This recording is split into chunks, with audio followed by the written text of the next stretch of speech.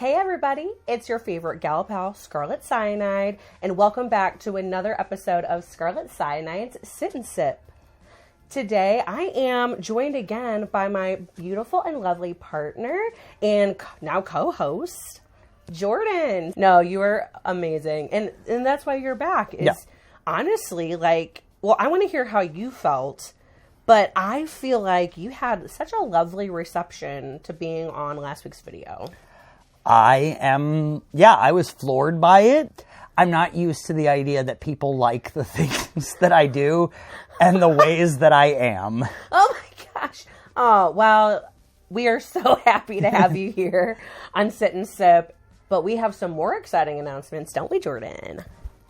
I know. So y'all might have noticed, but we have ads now. So yay for that. Once again, can't thank y'all enough. We've reached so many tiers. Like every day I open up YouTube and they're like, hey, you've unlocked a new thing. And I'm like, oh, now I have to learn how to use a new thing. But it has been amazing. So can't once again thank you all enough. Also, this past week, we launched memberships. That's right. YouTube memberships are now live and available on this channel. So for information on how to sign up for memberships, there actually should be a link in the description on this video. And then there's a link in the description on the main page. With memberships, you get access to all sorts of perks and benefits. And I only have one fabulous tier, so it's one easy low price for everybody. So if you want to become a Seated and Sipping member, check out the description below. You get access to, early access to all of our videos, to all of my videos. You get access to some super cute custom Scarlet emojis that actually Jordan drew and designed for me. And there's more of those that are going to be coming out. As I gain more members, they let me release more and more. And you also get cool custom loyalty badges that I designed, as well as just all sorts of other amazing perks. I have to give a shout out already to my first members that have joined the channel. So, hey, Seated and Sipping Divas. I have to give a huge member shout out to Carrie, Jay, Joe, Yuri, and Zachary. So thank you all so much for joining me. And we actually had the best time with one of the perks of being a member. This past week, we did our very first live watch along actually for this episode. The Wiz. Yeah, it was a lot of fun because it was new territory for me. And that's right. You've never done lives before. I had a lot of fun. It was great. We had a little back and forth going. I enjoyed that. It was like having a few friends in the room to talk about the show with. I know. Which is, I guess, the idea. Yeah, exactly. That's why lives are so fun, because it's literally just all us hanging out and talking and chatting while we watch the episode. It's super, super fun. For any new members, you'll actually get access to that live, so you can watch past lives. And then we'll do a live every single week to watch all the new episodes. I also have to give a huge shout out to Matthew W., who's always coming through, sent me a tip on Venmo. So thank you so, so much, Matthew. If you want to support the channel through a tip, you absolutely can. I have that information here and in the video description. And then we got some fan art, Jordan. I loved that. I always love some fan art. Yes, yeah. I know. And I thought this was like adorable, and honestly I kind of want to use this for maybe like one of the emojis or something in the membership. But everybody check out this amazing fan art sent to me by Eddie. Yay. And it says, what are you sipping on? Oh, I love that. Yes, thanks, Eddie. And actually, Jordan, that's a wonderful segue, because what are you sipping on today? Well, as always, coffee, but I do, besides having as we've discussed, the queer need to have many drinks. Many drinks, absolutely. I'm trying that new Coke Orange Cream. Ooh. And I really like it. It's one of those ones where I get the feeling like Wendy's emailed them and was like, hey, people at our store keep making this. Love this. Can you throw it in a can? And they're like, yeah, sure. So, well done. Whoa, I love that. Well, I grabbed it but didn't drink any of it. Love that. Today I'm getting a little predictable. I'll have to switch up my beverage choices, but she's got coffee again, but I have it in my cool bad witch mug to kind of be on theme with like the Wiz. Nice. Yeah. Today. Yes. And then of course, like, I have my Scarlet cup full of water because you got to stay hydrated. Well, I want to hear all about what y'all are sipping on. Leave it in the comments below. Yeah. Now, it is time, Jordan. You know what it's time for? What is it time for? It is time to grab a seat, take a sip, and let's get into it. Let's talk all about RuPaul's Drag Race Season 17, Episode 8, The Wiz Rusical. Overall, what did you think about this episode? Like, just general impressions, because you don't have a ton of Rusical episode experience. No. So what'd you think about the Rusical? I've seen maybe 6 or 7 before this, of varying degrees of Success. Did it work? Or exactly. Success. That's the word I was looking for. Success. I actually really enjoyed this one. It did take a minute to get me. I might have been a little bored at the build-up, but eventually it just really clicked for me. I honestly can't really say I feel like anybody did horribly. Yeah. Like, even the people who did the worst, we're still fine. Yeah. No, that is a great point.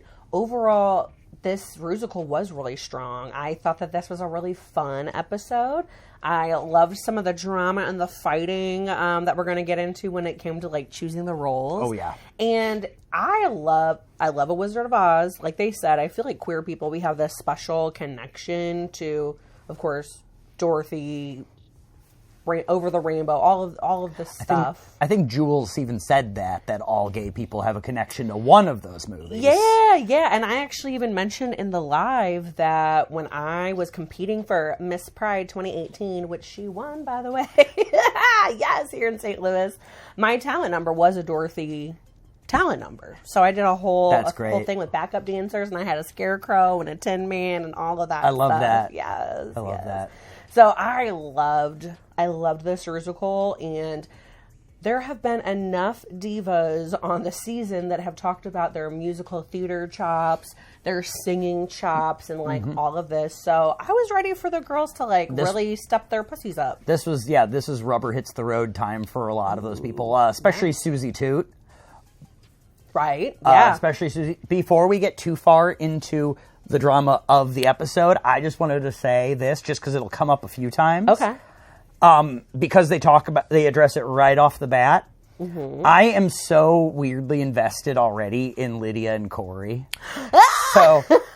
And because they address it right off the bat, they say something's going on. There's a little something happening. There's a little, yeah. But exactly. I love the quick evolution, and we'll get back to that. No, I love that. No, but okay, but that's actually a perfect segue. Look at you, co-host. You're just like keeping it pumping. I love that because you get into the workroom the next day. Of course, the girls come in at the beginning of the episode right after Crystal's elimination, right? And I do want to touch on that just for a second because the girls were shook. I mean, we all were as an audience, personally. I know we discussed this last week, but there could have been other people in the bottom. And then also, I didn't think Crystal lost that lip sync. There was a lot of controversy last week with the judging.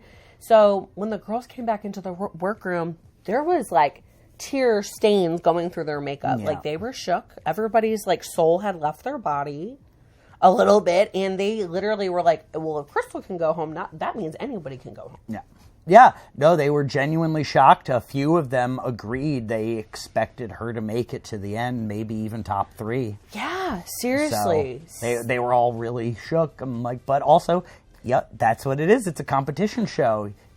It's anybody could go at any time. Work, yes, exactly. Yeah. And yeah, I think this was a really good wake-up call for a lot of the girls that have just been coasting through being safe.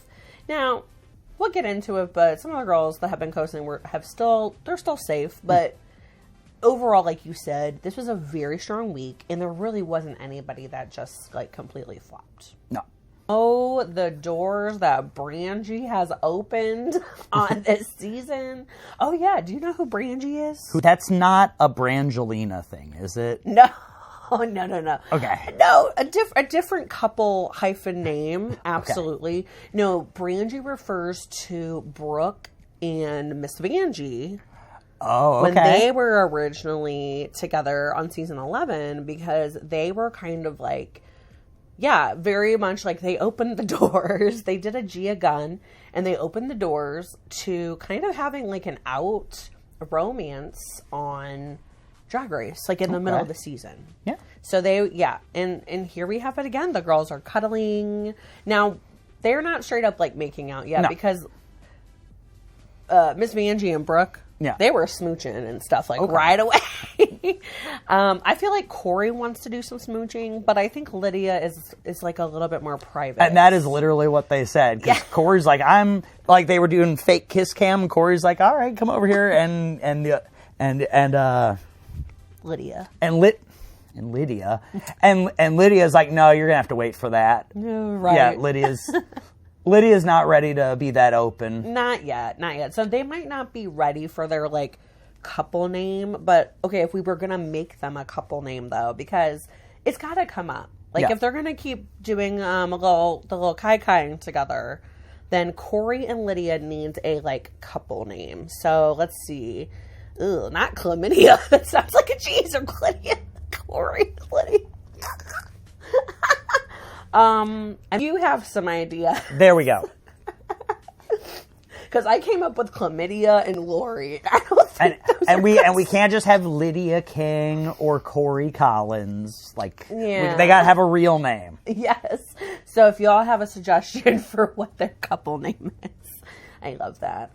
So the girls find out that they're going to be doing the Rusical, and specifically the Wizard of Oz, or the Wiz. But it's not just a Wiz-based Rusical. It's also like an amalgamation of being in the same like theme as a chorus line. So the girls are the roles from the Wiz and the Wizard of Oz and things, but they are auditioning to be in some sort of play, and it's like all the songs are very like a chorus line themed. What did you think about this whole like setup and theme for the Rusical? So it took me a minute. I have not seen a chorus line, so I didn't initially fully understand. But once you explained and once I saw what they were doing, I was really happy they made that choice, because initially I'm like, okay, fun. It's Wicked, it's The Wiz, and it's The Wizard of Oz. But that's also a lot. Like, this could be a big mess. But then when they introduced that they're doing it like that, I'm like, okay, that makes sense. That works. Absolutely. And I think that's why Rusicals have started overall succeeding again, because there have been some highs and lows with Rusicals over the years. And they used to kind of be very plot heavy, where they would try to really like come up with their own storyline. And those had a success rate of like, maybe not like 50-50, but it was pretty hit or miss. And so when they kind of do these like looser plots where all the characters can be together, but it's not as important as like what's happening, it seems to go better. Yeah. It definitely. Now the guest judges actually got to be a part of the process. Well, Michelle and Jamal, the girls got to record their individual section parts with Michelle. So we got to see the whole, like vocal booth and her giving them feedback and them trying to like get through recording stuff. Yeah. And then they got to do their choreography with Jamal Sims, which is always fun because the girls are always like very thirsty for Jamal. And then they didn't get to work with Adam Lambert, but Adam Lambert did come back during Untucked, which was cool. Yes. But Adam Lambert was there, which was so fun to see Adam back. Love Adam Lambert. Yes. Yeah. Now, you brought this up actually in the live watch along that like you were kind of noticing Adam like flirting a little bit with the girls. Making some eyes, those types of things. Yeah.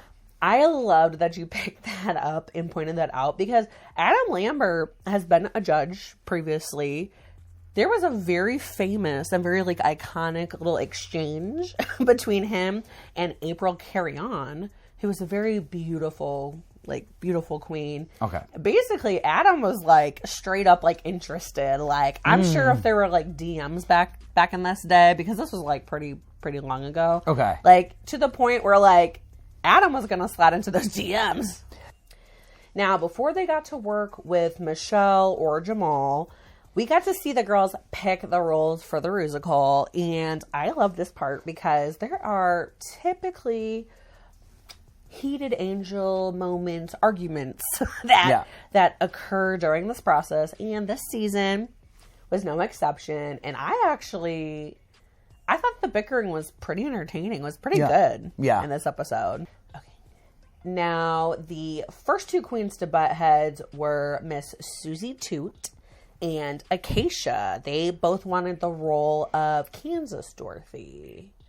And, I thought there were actually some very good points brought up from both sides. So Susie, of course, originally wants the role because Susie had just got done saying, like, ooh, girls, just wait till I, come up in this gig. Like, this is what I do all day long. This is my bread and butter. Like, I'm going to kill it. And earlier, or when they came back from the workroom, before, she was just saying, oh, I just gave you all the week off because next week I'm going to kill it. So with Kansas Dorothy being, like, the main role, of course, Susie was like, I'm going to jump to it. That's man. But Acacia put up a good fight. She did. She really fought for that role. She did. And with Susie's confidence level, I felt like that could have been a stronger argument against it. It was like, well, if you're so confident, why can't you play this role?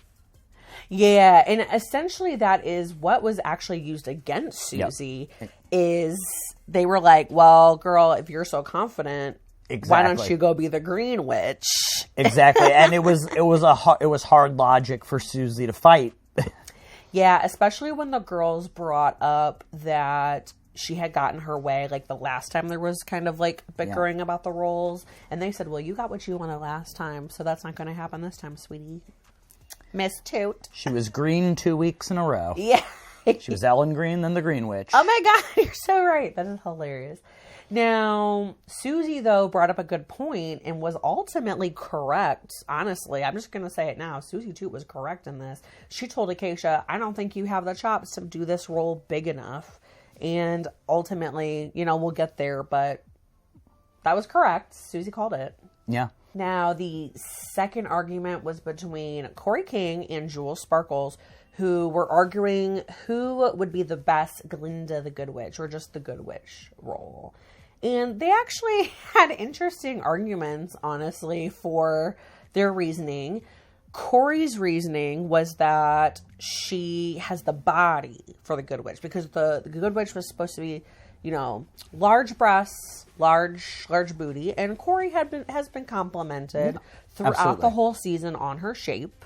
So she's like, physically, I fit this role, so this is the role that I deserve. But Miss Jules reminded her, well, girl, I can buy a body, but you can't buy comedy.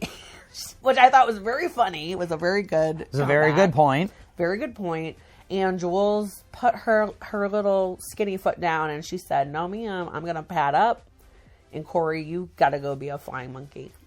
I felt like Corey was making some really salient arguments. And honestly, though it ended up working out very well, I personally think for both of them, even if being a flying monkey was a much smaller role, I think Corey did a great job. So I feel like these selections actually worked out very well for them, unlike Susie and Acacia. But Corey was in the bottom. That's true.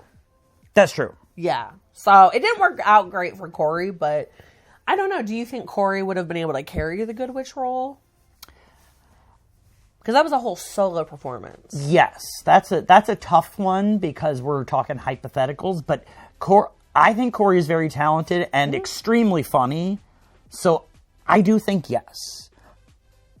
Yeah, I actually agree with you. I think Corey could have pulled off the Good Witch role. Yeah. And because, like, for instance, we already mentioned that she lip sync, right? And we'll get to the lip sync, but Corey slayed it. She was super entertaining to watch in that lip sync. And I think if she would have brought that energy to that Glinda role, then potentially it could have been really good. Yeah. But I will say, though, any hole's a goal on RuPaul's Drag Race. So even if your role is really small, because she didn't give that role 10,000%, I think, Yeah. I mean, that was clearly just, it's exactly what you just said. It doesn't matter if it's a small role, you have to give it your all. Yeah. So, I don't know, like, because she didn't give that flying monkey role her all, would she have given Glinda all the energy that Jules was able to give? I don't know. But we're going to talk more about their performances. I think she would have been able to, but again, it's a hypothetical. We can't know. We can't know. Now, one thing that I thought was funny, Susie Toot tried to bring up a vote. Like, everybody, like, raise your hand if you want Corey to be Glinda. And the girls shut that down right away. And they're like, nah, that's strategy. And, like, they were having none of it. And then I forget who said it. But they were like, oh, Susie's the secret villain of the season. So I thought it was interesting, though, that the girls have deemed Susie as the secret villain.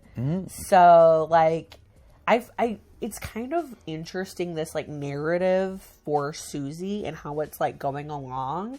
Because, you know, she started out super strong. And, I mean, she still has 2 wins. Yeah. But the girls, it's like they've kind of like, they're over it. So they're really starting to push back on her. Yeah. Yeah. Now, let's talk a little bit about when the girls were doing the recording, the voice recording with Michelle Visage. So we learned a couple things. It was kind of interesting, actually. A few interesting moments. So we got to see Corey try to record her flying monkey verse. And we learned that she cannot sing. She cannot hold a pitch. So I love watching stuff like that versus the performance at the end and seeing how they adjusted. And I could see a big adjustment for that because in that part, they had Corey do the whole drag mother. Yeah. And then in the performance, they just had her say other and mother. They just had her say the last words. They had Lydia say most of it. You are so right. They, oh my God, I didn't catch that. They clearly adjusted that on the fly when they're like, oh, she can't sing. Just have her say a word. You're right. And like when the performances were actually happening, you can tell they really worked with her on like the style in which she was saying the word because she cannot, you know, she does not have perfect pitch. That's for sure. And that, I mean, that happens. You got to see Susie lay down her track. And I mean, you could really see all of those like laurels that she's been talking about and the whole Broadway thing, it really paid off for her this episode. I was going to say, like, this time, I feel like she lived up to her bragging, for sure. Yes, definitely. Yeah, you know, she gave a really, really solid performance. And, you know, I will say, she wasn't my standout. Like, I know she was in the top and she did a great job. I honestly still was maybe expecting a bit more from her. Really to like turn on that Broadway and like ham it up a little bit more. But I think she was super solid and she was super consistent and she ultimately gave a great performance. I absolutely agree.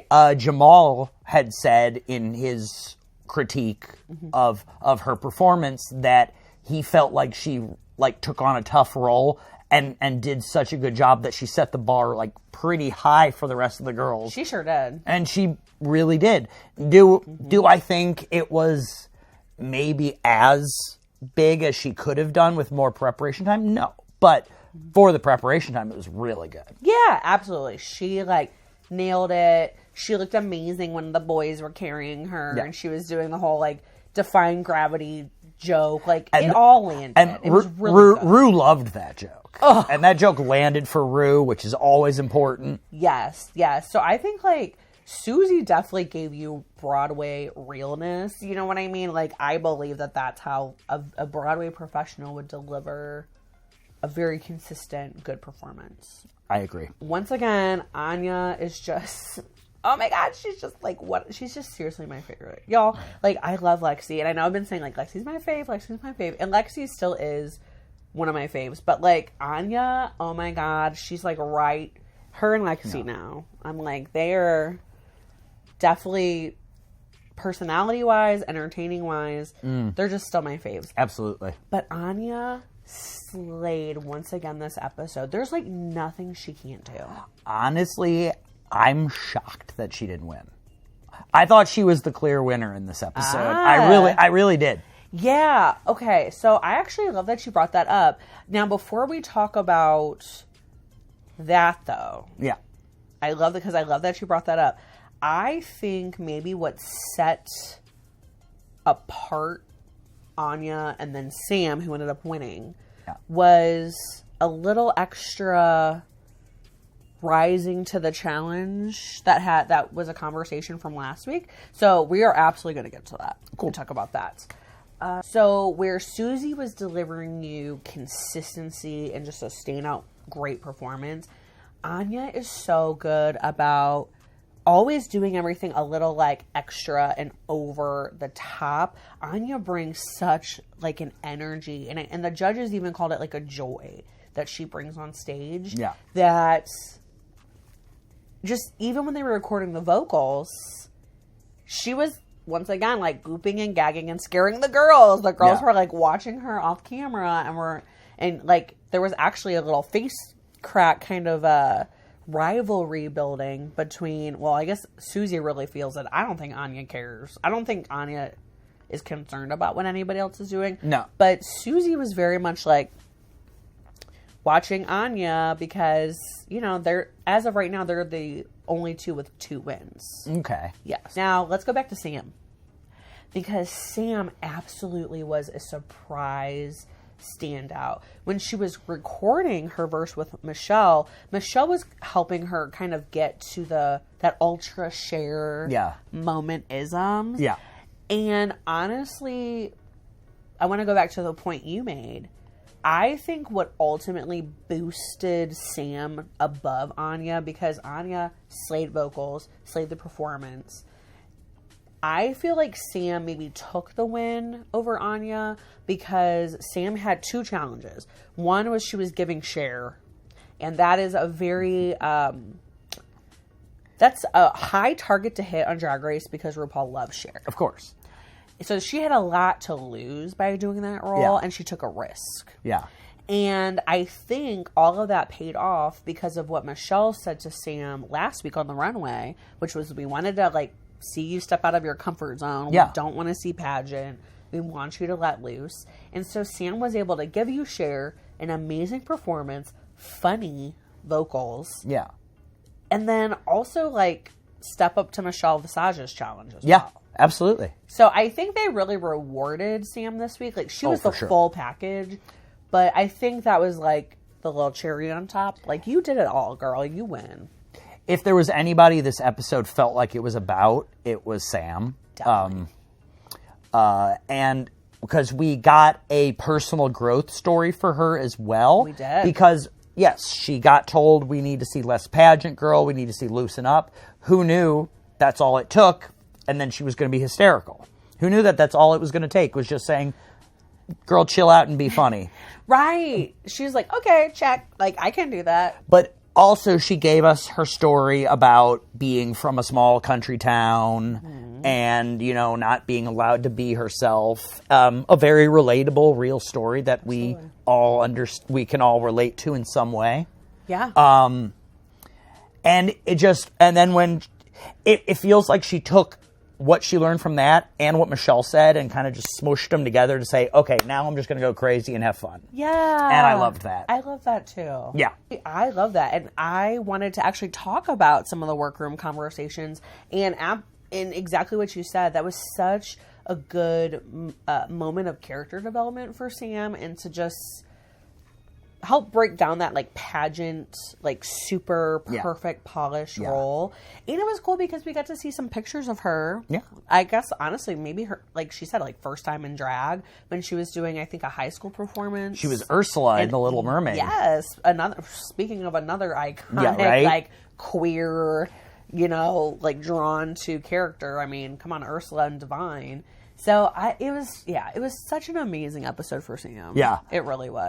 I loved that she also said that so many of the people she thought were going to just make her life hell for that play just loved it. Yeah, yeah. I loved that being the end of the story. I love that too. Yeah, they're drag bringing people together. Mm-hmm. And we actually got quite a few personal stories during the workroom. We had a conversation between Corey and Arietti about growing up being plus size, how them being now perceived in like thinner bodies and stuff is kind of a newer thing for them, and more of like just while they've been adults and they both grew up heavy. And then Arrietty actually shared that she's really struggled with a lot of eating disorders in the past. Yeah. But these are really, really good conversations to have. I think, especially because I feel like for AMAB people, especially, eating disorders aren't as talked about and aren't as maybe like considered like a thing, a common thing. Yeah. But, you know, struggling with body image and things like that, that hits people regardless of any sort of, you know, gender or identity or anything like that. Yeah. So, and then we actually got to hear about something very personal from Acacia, and that is that she was diagnosed with cystic fibrosis and is living with cystic fibrosis since a child. And we actually got to hear a lot about how that affected her growing up, and we even got to see pictures from her childhood, and I could see in the pictures, like, it looked like she was even like a Make-A-Wish kid, and that like they really thought that maybe she wasn't going to make it until adulthood. And I noticed that too. There were a few different pictures, and two of them, and they were two distinct different outfits. Both had Make-A-Wish stuff on them. Mm-hmm. And so this is a little personal thing that I started feeling while watching that, because I am a cancer survivor. Yeah. And I survived cancer from when I was a little kid. I was 4 when I was cured. But I also got to do Make-A-Wish. Oh. And I can tell you that even at almost 40, I'm still kind of grappling with the fact that they were so sure I was going to die that I got to go to Disneyland. Oh my God. Like, that'll mess with you. Yeah. And so I could see Acacia was having she was very in her head this whole episode. She really was. Yeah. Yeah. She also got to hear about Acacia was really struggling this episode emotionally, it seemed, because, she was also saying it was the year anniversary of her grandmother's death, and her and her grandmother were very close. Yeah. So it just seems like, you know, there was a lot of feelings bubbling up and coming up for Acacia this episode. For sure. Had roles been reversed, though, I don't think she would have made much of a Green Witch. I think that was the right choice, but also her Dorothy was really lacking in energy. So, right. It felt like an afterthought. It did. I know. I was surprised that she fought for a role so hard when it didn't feel like she was fighting in that role to do something special with it. And I think Jamal summed it up. Or no, actually, it wasn't Jamal. It was Adam Lambert summed it up and basically reminded her, like, this is RuPaul's Drag Race, and you have to make every moment a moment. And just like you said, no role is too small. It's like, this is your one opportunity. Very Eminem, you only get one shot, Mom Spaghetti. But, like, every single time, every challenge is like that, you know, on Drag Race. You better come with your A game, whether you're the Flying Monkey or you're Kansas Dorothy. Absolutely. So let's break down the Rusical performances. And we've already chatted about a few of the girls. So we've talked about Susie. She was a fabulous Green Witch. She set the bar very, very high and was a very overall consistent performer. Yeah. Next was Jewel Sparkles as the Good Witch. I love Jewel Sparkles. I know I mentioned that last week. That has not changed. She is great. She's so great. Yeah. She has an amazing way of emoting, and like her face is so animated. Yeah. So it's like no matter what role she's in, she's just so entertaining and funny to watch. She's adorable. She's so cute. And her Glinda the Good Witch was amazing. She was absolutely right. She went and bought a body. She bought a body. It was terrific. Yes, and speaking of bodies, a little bit of her body came out and said hi. It was so funny. It was very funny. Hello, nipple slip. It's just, I'm wondering if this is going to continue because we've had some wigs issues and now we had a nipple issue. So what else are we going to get? I know, right? I know. Like, get these girls some, like, glue and tape and things. No, honestly, though, in a way, because this Glinda the Good Witch was supposed to be, like, a slutty, like, Glinda and things like that. And the fact that the nipple came out. It was perfect. And when it was, like, she was, like, saying, like, wink at you. And, like, the nipple was, like, boop, like, wink. It did feel like the nipple winked at you. I feel like the nipple was winking at us. And I loved it. That was one of those slips that we're going to remember. All right, so after Glinda, Jules, then we had the trio, which was Lexi Love as the lion, Arrietty as the scarecrow, and Lana Jarre as the Tin Man. Yeah. Now, what did you think overall of this group and their performance? Like, none of them were bad, but I can't even tell you anything specifically that I remember about them. Yeah. About anything that they did. I remember Lana Jarre's axe. Okay. Well, yeah, that's something. Yeah. She had an axe. She had an axe. That's true.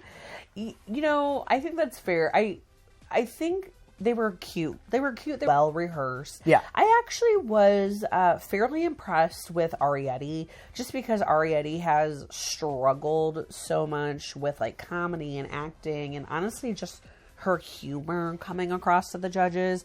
I thought that her performance overall, she did a pretty good job of balancing, like, being controlled and not doing too much, like the judges often accuse her of doing, but still giving you personality in her role. Absolutely. So, yeah, I thought, honestly, Arrietty, for me, of those three girls, she was the standout. I thought... And for me, it was Lexi. Okay. I feel like Lexi was the standout of those three. I feel like she had the most of a personal idea of what she was doing in that moment. Whereas they had rehearsed, but maybe that was about it. Yeah, right. I really liked Lexi's performance as the lion. I thought it was fun. I think, I don't know if they brought their own costumes or were made not sure costumes, but I will say, I think the thing that took me out of Lexi's performance a little bit is her costume was, like, the most plain. It was. As a group. It was really plain. It was, like, the least going on. And I'm like, well, that's very not Lexi. It's very not Lexi. So I think maybe that took her performance down a little bit for me, even if that wasn't, like, her fault. Yeah. And then, because to your point, like, you remember Lana's axe. Yeah.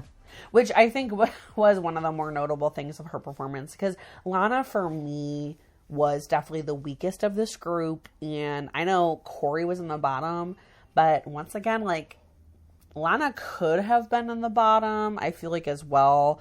I think her being in the group of three, and that the fact that they all kind of did about the same was helpful for her. Because then, like you said, they were all safe anyway. Yep. Next up on the Rusical was Sam, our winner of the week. So she was Cher, who was the Wicked Witch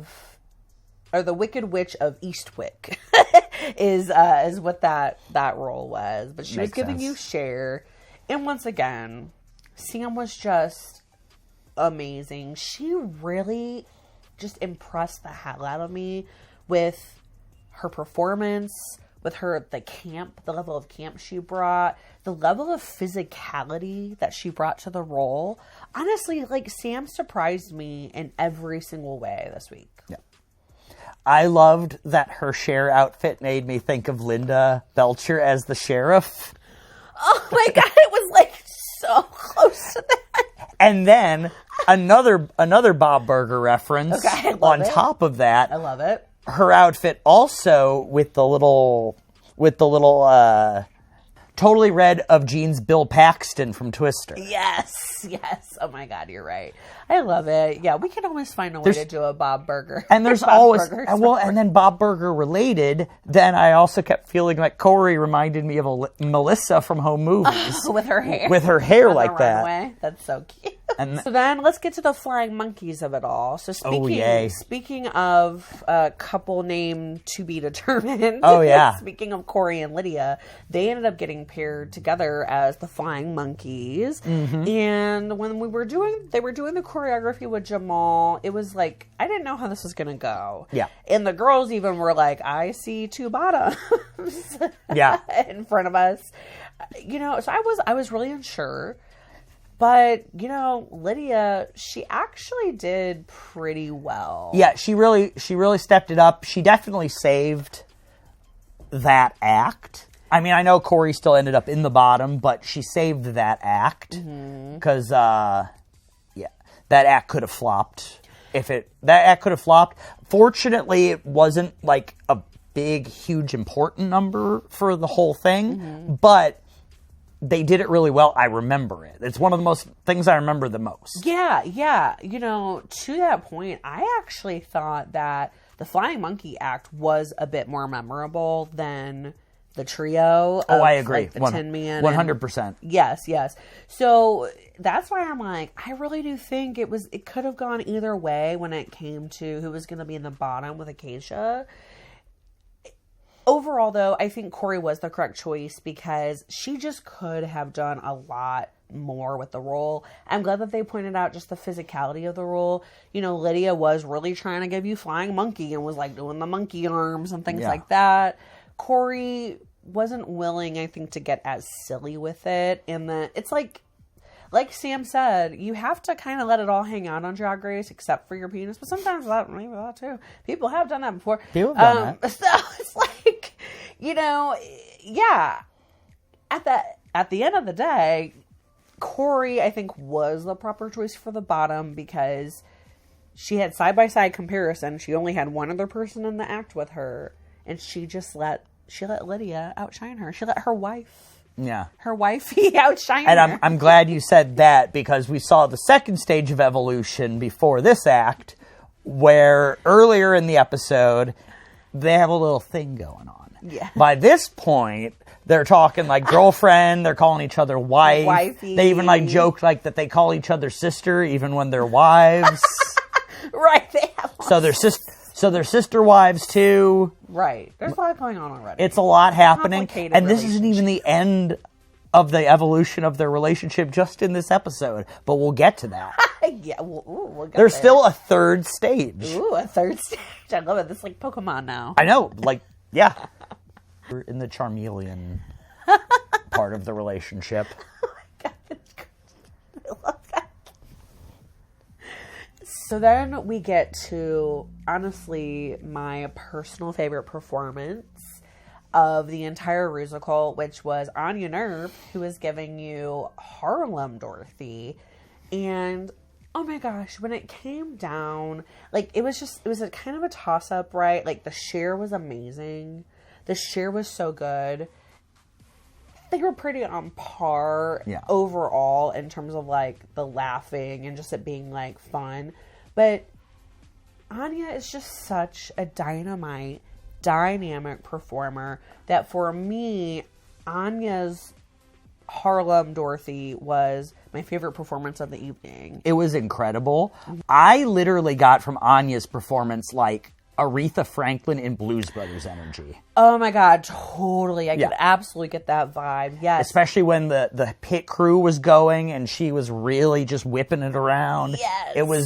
It was so catchy. I have no rhythm and I wanted to dance. Right. It was just so, the judges nailed it when they said it was just so joyous. It was just absolutely... Joyous is the word. Yeah, it gave us like that spike of energy that honestly I kind of wish we would have finished on that note of the musical because it was just an absolutely standout performance. We were talking about this earlier in the very close call that it came between like Sam and Anya and, you know, who won and why. While Anya's was my favorite performance, this is also like the level that we've expected out of Anya. Yeah. And I guess I'm saying that I think Sam brought it home because Sam was a bit unexpected. Yeah. In her top tier performance. But like Anya's, it's like, well, that's what we expect from her every single time. Yeah. Sam clearly took the criticisms, the advice, the everything in this episode. And so I think she was the right choice to win, to really drive that home for her. Right. Because this was still kind of admittedly by her, like this was her finally stepping out of being poised and proper like a pageant girl. So it's good that she took this win because this will help her realize that she is capable of that. Right. This wasn't a fluke. Right, exactly. And you know what else this does with her getting this win?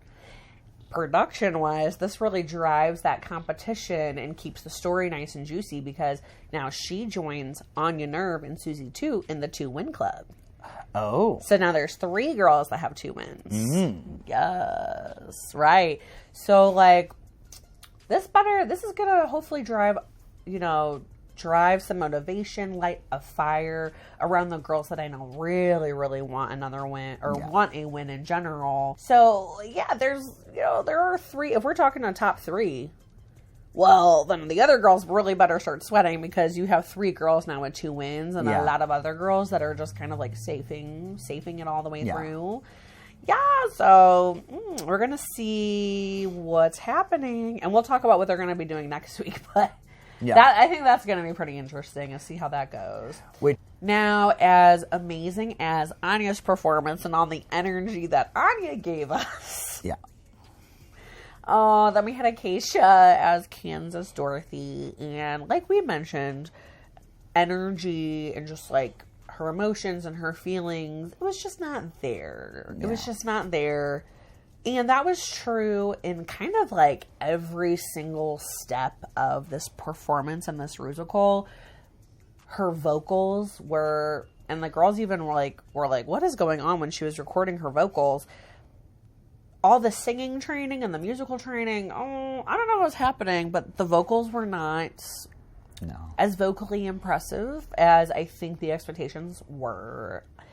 Also, just the vocal dynamicness and like the performance that she gave in the vocals, it was very flat. It was. I'd been feeling actually the entire episode from Acacia, like literally the first time I saw them, even the first time I saw them walk into the workroom, not when they met Rue, but after that. Mm-hmm. Even then, Acacia was quiet. She peeled off away from the group. Mm-hmm. Anyway, whatever it was, whether it was her grandmother or any other number of factor things, I mean, she said that it was partially that. Yeah.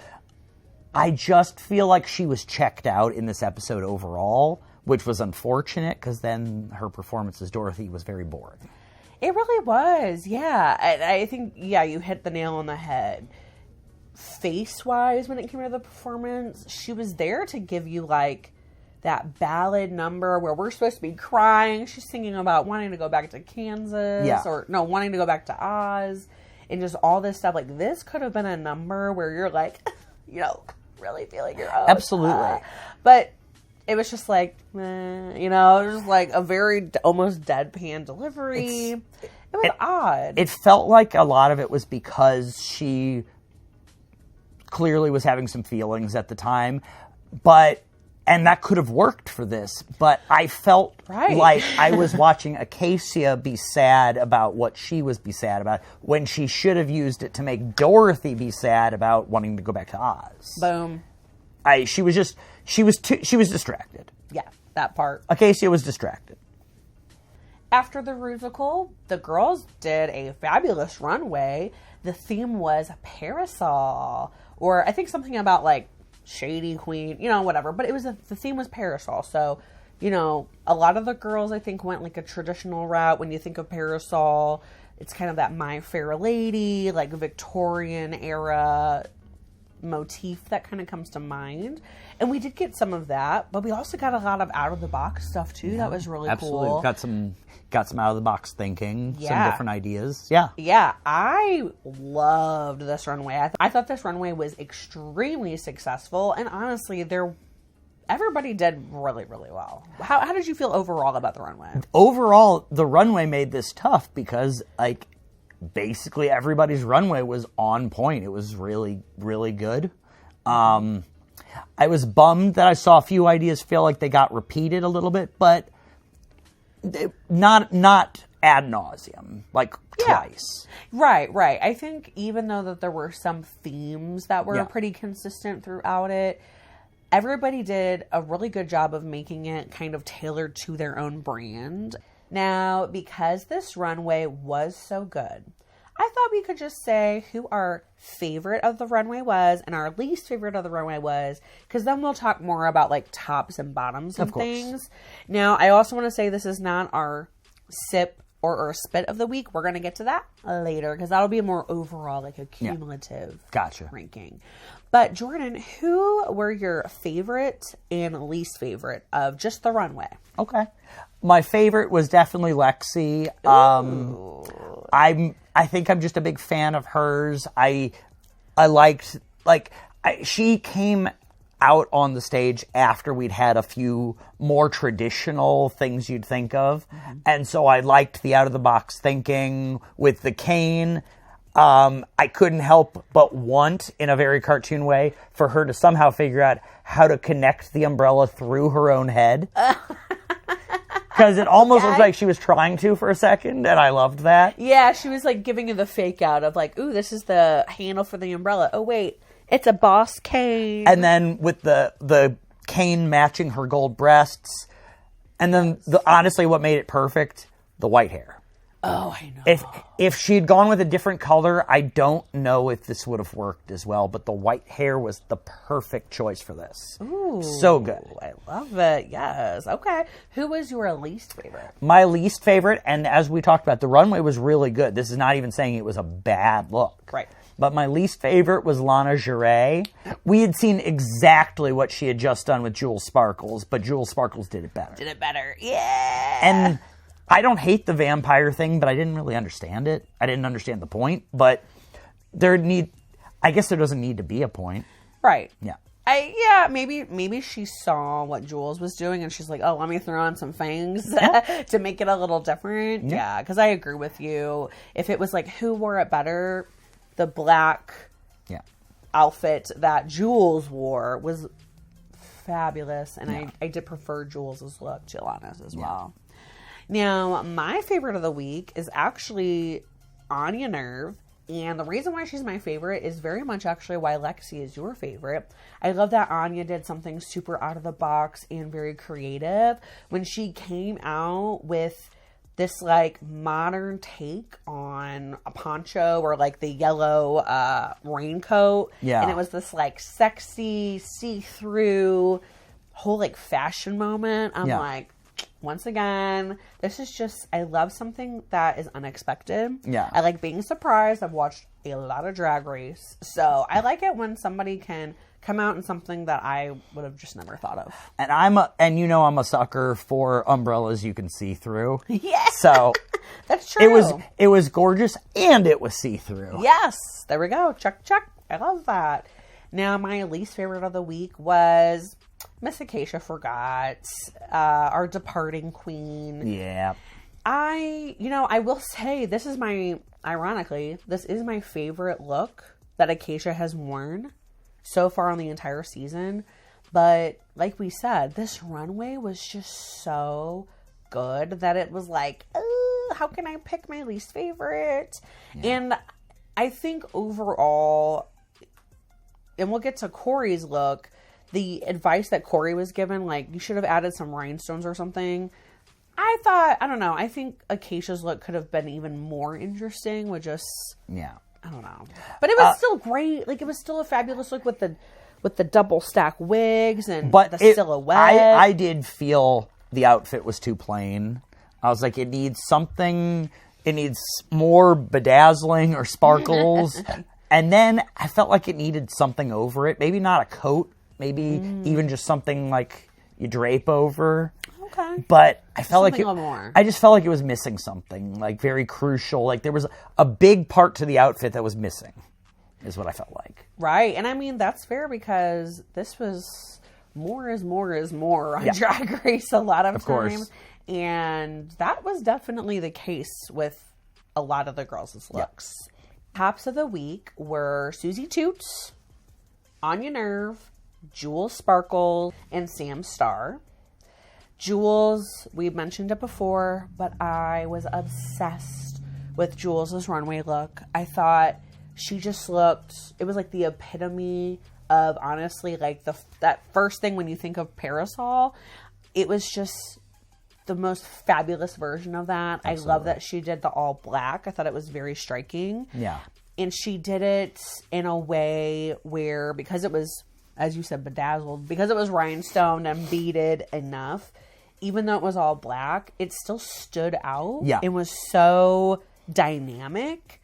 I just thought she kind of accomplished something that is easy to mess up, which is she just gave you something that could have been perceived as simple, but just made it so rich and fabulous. It was beautiful. So beautiful. Now, Susie Toot was on the top as well. What did you think about Susie's look?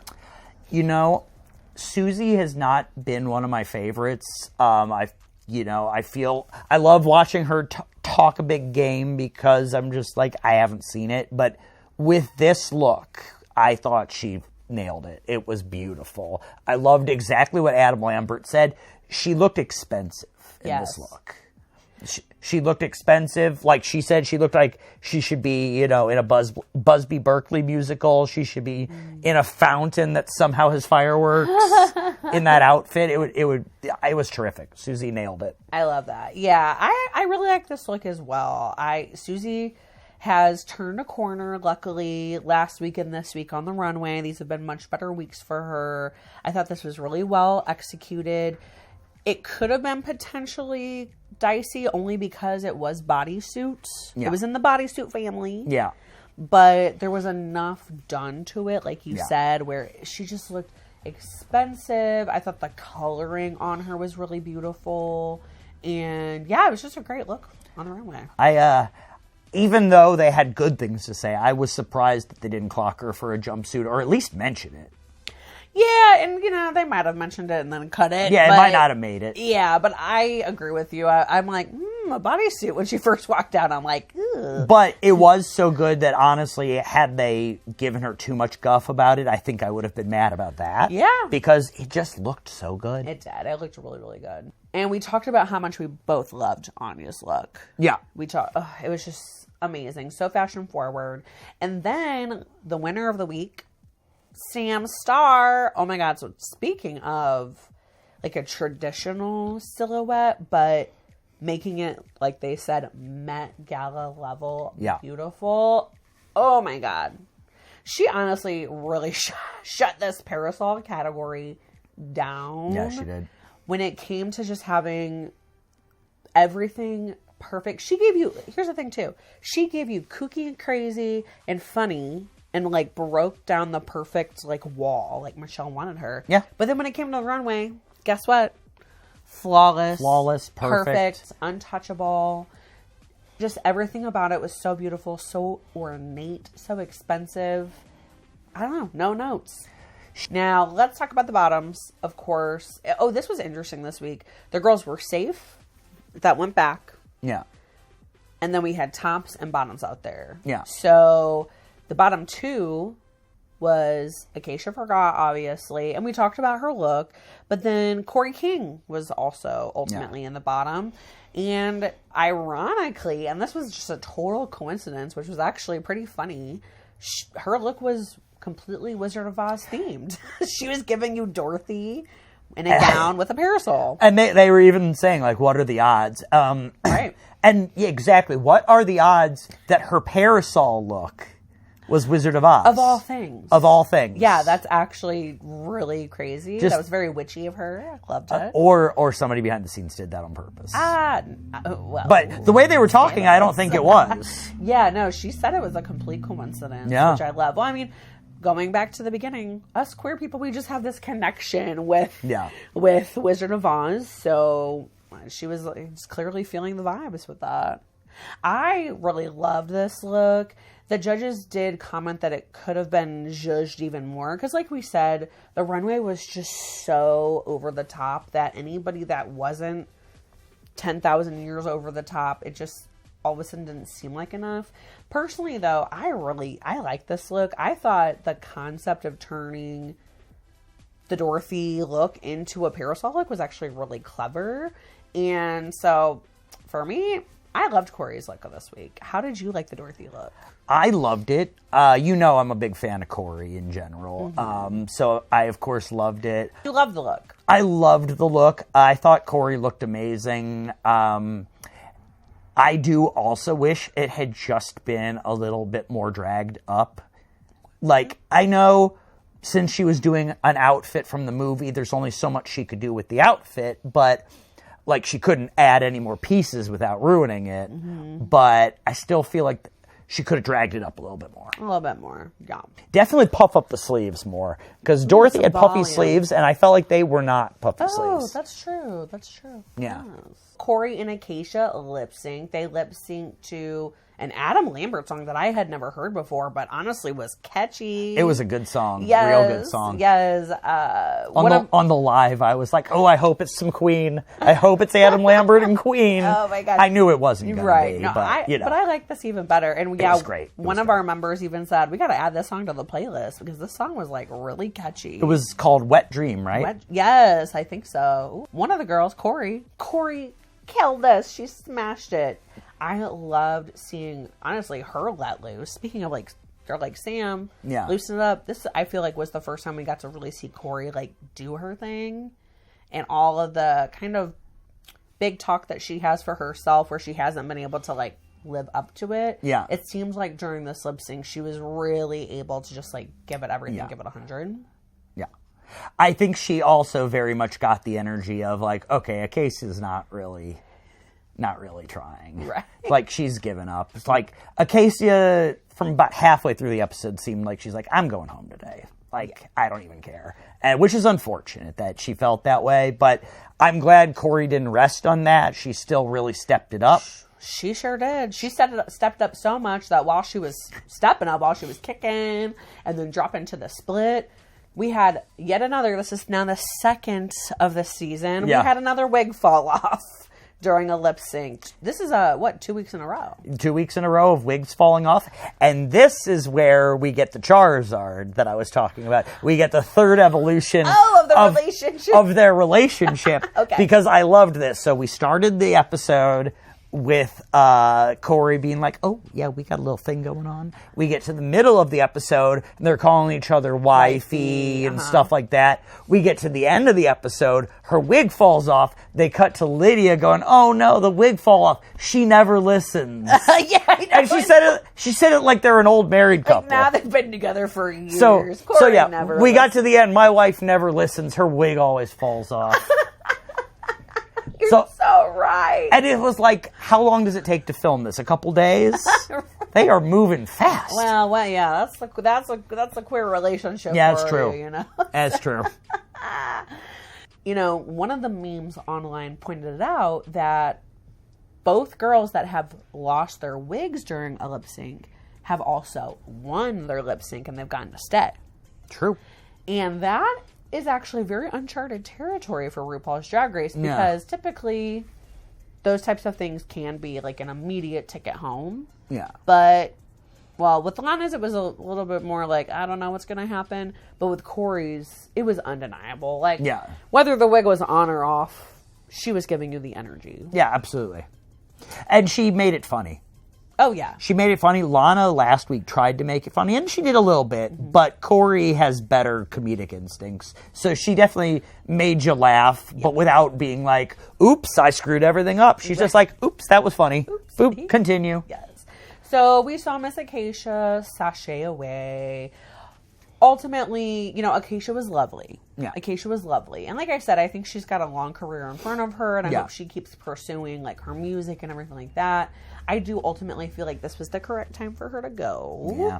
So, good luck to her. But I feel like as some of the girls start to fall off, this competition, all these competitiveness and the competition that's really brewing under the surface, I think it's like going to be really taking off Yeah, now. I agree.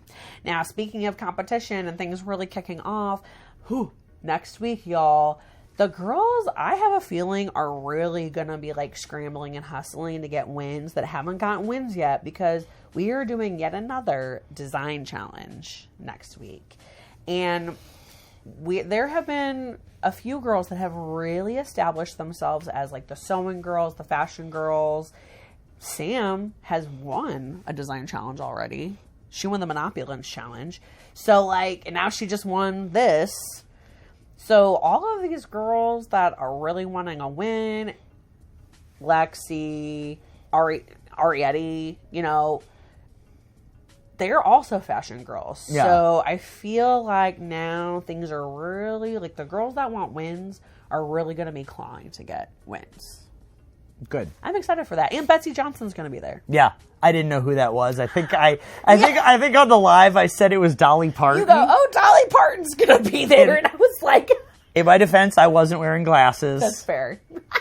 But it was very funny. I'm like, oh no, babe, that's Betsy Johnson. I was Dolly like, Parton. Why does Dolly Parton have her hair like Cyndi Lauper, though? I don't get it. Oh my God. That's so funny.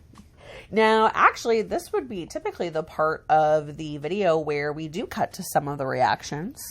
But reactions have been moved to members only. So once again, just a reminder, if you want to watch the episodes with us live every single week, you can do that by becoming a Seated and Sipping member. You get access to watch along with us, plus lots of other cool stuff. All right, now we can't leave the video, though, without talking about our sip of the week and our spit of the week. Now, last week I asked y'all who was your sip of the week for Snatch Game, and I counted up all of the comments, and Anya Nerve was the very clear winner. Anya Nerve was the sip of the week last week for her Snatch Game and her runway overall. So congrats to you, Anya. You win nothing, I guess. It's just that, the sip of the week. But I will say, I wanted to say it was also very close with the amount of suggestions for a double win. And I actually think absolutely that Anya and Jules could have had a double win last week. Now, let's do our sip of the weeks and spit of the weeks. Jordan, who's your sip of the week this week? I'm going to throw a curveball at you. Lydia Collins. Lydia Buffalo Collins. She is my sip of the week. Okay. I think she was fabulous this week. I think in the Rusical, she helped carry her and Corey, even if maybe they weren't the standouts. I really loved the flying monkey bit. I thought it worked really well. Again, I'm just obsessed with them, so I'm probably biased. But yeah, Lydia is totally my sip this week. I love that. Okay. Now, who is your spit of the week? My spit of the week will probably not be surprising. It was Acacia. I just felt a lack of energy from her the whole episode. I felt like she had just really checked out, and it was hard to get invested in anything that was going on. Even when she told us the story about her grandmother, like, you know, that's real. It was a person who mattered to her, but I hate to say it, but it was a little too late. It wasn't going to save her. Yeah, that's fair. That's real.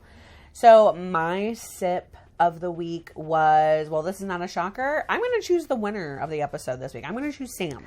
Sam was incredible, so I get it. Sam was incredible. And I think, once again, what took Sam to that, like, top tier for me was she defied and exceeded expectations, honestly, in every part of this episode for me. I loved seeing the growth, and I hope she continues and keeps up this momentum, because she's right up there now with Anya and Susie too. So that's very, very cool. Yeah.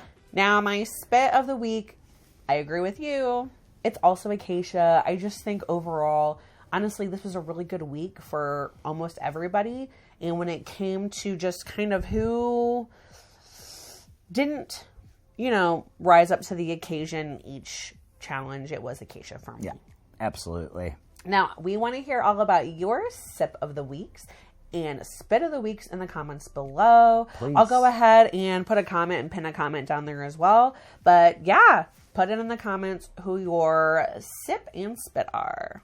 All right, Jordan, we're in I guess, a new segment. We're going to introduce a new segment, but it's really a segment just to kind of wrap up the video because we're calling this one At the End of the Day. At the end of the day. So we have had, honestly, I just also wanted to say, I've had a fantastic time filming this episode with you. I have too. Yeah, and I'm like, oh, you moved. I was going to keep going. No, that's too much stretching. Okay. But seriously, thank you. Oh, we need exercise. Seriously, thank you though so much for joining again. Of course, I love it. I'm so glad that you wanted to come back and you want to watch the episodes with us and chat about this. So thank you once again. I just had the best time with you back. Yeah. At the end of the day, this is where we're going to share our final thoughts. Jordan, do you have any final thoughts to share with the people out there? I'd say at the end of the day, I was really impressed with this episode, especially considering what a mess. Initially, I was worried it was going to be trying to combine 3 different related movies, but 3 different movies, stories, all that. Mm-hmm. I was really pleasantly surprised by how much sense it actually made because I was a little nervous. I'm not going to lie. And also, at the end of the day, I'm not going to be making strong statements about torture devices anymore. Apparently, Iron Maidens aren't real. Oh, bummer. At the end of the day, I guess revelation from this episode is, even though Ariete got told you're doing too much, I think at the end of the day on Drag Race, more is more. And this episode was like proving of that. Mm-hmm. People that didn't go 100% were the ones that were in the bottom. And everybody else that was giving 100%, it's like, okay, well, now everybody's doing that, but you needed to do now even more and more. Yeah. So that's where Sam and Anya and Jules like really stood out for me. Yeah. So season 17, they're continuing to slay it. This is such a high level competition. And I actually am really loving the production of it all. There's clear front runners, but there's also so many like girls I feel like that are right on their heels, like chomping to get there, like Jules, like Lexi. That it's just been a dynamic season overall. I'm having a really good time. Absolutely. All right, divas. Well, we had the best time breaking this episode down for y'all. Don't forget to like the video and subscribe to the channel. And we will be back next Monday with a brand new Scarlet Side9's Sit and Sip. Until then, take care of yourselves, and we'll talk to you next time. Bye.